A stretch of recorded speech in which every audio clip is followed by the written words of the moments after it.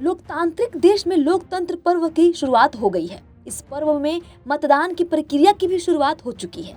बता दें 19 अप्रैल को पहले चरण के मतदान हुआ, जिसमें 64% वोटिंग हुई है। 21 राज्यों और केंद्र शासित प्रदेशों में, जिनमें अरुणाचल प्रदेश, असम, बिहार, छत्तीसगढ़, मध्य प्रदेश, महाराष्ट्र, मणिपुर, मेघालय, मिजोरम, नागालैंड, राजस्थान, सिक्किम, तमिलनाडु, त्रिपुरा, उत्तर प्रदेश, उत्तराखंड, पश्चिम बंगाल, अंडमान और निकोबार द्वीप समूह, जम्मू और कश्मीर, लक्षद्वीप और पांडुचेरी की लोकसभा सीटें शामिल रहीं। इन सीटों पर बने 2 लाख मतदान केंद्रों पर 16.63 करोड़ से ज्यादा मतदाताओं ने वोट डाले हैं। बताया जा रहा है कि प्रथम चरण के चुनाव में कम मतदान हुए, जिससे सभी दलों में खलबली मची हुई है।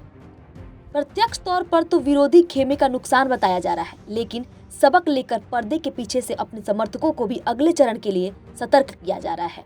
वैसे आम चुनाव में जब भी मतदान ज्यादा होता है तो माना जाता है कि सत्ता के विरुद्ध हवा है। कम मतदान पर कहा जाता है कि वोटरों में सरकार के प्रति उत्साह नहीं है, उदासीनता है। जैसा चल रहा है वैसे ही चलता रहेगा। लेकिन भारत में चुनाव का इतिहास बताता है कि कम या ज्यादा मतदान के नतीजे मिले जुले ही आते रहते हैं। परिवर्तन और यथास्थिति के अनुमान को किसी फॉर्मूले पर नहीं कसा जा सका है। फिर भी गिरते वोट प्रतिशत ने सभी दलों को बेचैन कर दिया है। हार के खतरे का आकलन दोनों तरफ से किया जा रहा है। एक धारणा और है कि जिस क्षेत्र में मुस्लिम समुदायों की संख्या अधिक है, वहां के बूथों पर वोट ज्यादा बरसता है और दूसरे समुदाय की अधिकता वाले बूथों के वोटर मताधिकार के प्रति लापरवाह या उदासीन रहते हैं। इस बार यह धारणा भी लगभग निर्मूल दिख रहा है। पहले चरण का मतदान बता रहा है कि सभी सीटों पर वोटरों ने बूथों पर जाने से परहेज किया है। वहां भी जहां पिछले 2 चुनाव से 70% से ज्यादा वोट पड़ रहे थे, इस बार 5 से 10% तक कम वोट पड़े हैं। 2019 और 2014 से तुलना करें तो 2019 से 2024 तक मतदान प्रतिशत कम हुआ है। 2019 में मतदान प्रतिशत 70% था, जो 2024 से घटकर 64% हो गया है।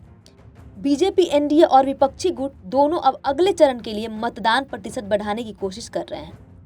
बता दें यूपी में पहले चरण की 8 सीटों में से 5 कम वोट पड़े हैं। सहारनपुर, मुजफ्फरनगर, कैराना, बिजनौर एवं नगीना के वोटरों ने उत्साह नहीं दिखाया। राजनीतिक विशेषज्ञ अभय कुमार इसे सहमत नहीं है। कहते हैं कि आजादी के बाद कई चुनावों में वोट प्रतिशत में उतार चढ़ाव के बावजूद कांग्रेस ही सत्ता में बनी रही है। कोई ट्रेंड नहीं दिखा। वर्ष 2019 के चुनाव में 58.21% वोट पड़े थे, जो 2014 में करीब 8% से ज्यादा बढ़कर 66.44% हो गया। इसे परिवर्तन की लहर बताया गया, किंतु 2019 के चुनाव में बढ़कर 67.4% हो गया। फिर भी सरकार नहीं बदली। आज के लिए इतना ही। ऐसे तमाम छोटी व बड़ी खबर पाने के लिए देखते रहें पंजाबकेसरी.com। तब तक के लिए धन्यवाद।